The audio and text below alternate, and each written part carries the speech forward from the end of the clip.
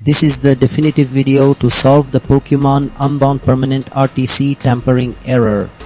Having personally encountered this frustrating issue and extensively testing various remedies, I've pinpointed several effective solutions that I'm now ready to share with you.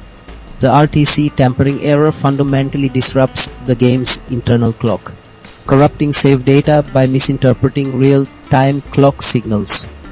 Method 1 addresses this by carefully managing your save file. Backing it up ensures you have a clean slate. Then deleting specific corrupted RTC data allows the game to reinitialize its timekeeping properly upon loading a restored uncorrupted backup. Method 2 focuses on the emulator's clock synchronization settings, which are crucial for accurate timekeeping.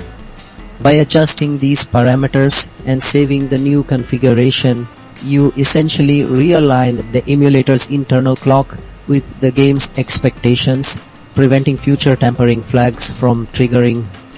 Method 3 involves a dedicated RTC patcher tool. This specialized software is engineered to directly identify and repair the specific data structures within your save file that are compromised by the RTC error, effectively patching the corruption at its source. Method 4 delves into your system's actual clock settings. Incorrect system dates or times can propagate into the emulator and the game, leading to the tampering error. Manually setting your system date and time accurately and ensuring it synchronizes with a reliable internet source provides a stable temporal foundation, preventing the game from flagging inconsistencies. Each of these methods targets the temporal integrity of your Pokemon Unbound save, ensuring a smooth and uninterrupted gameplay experience.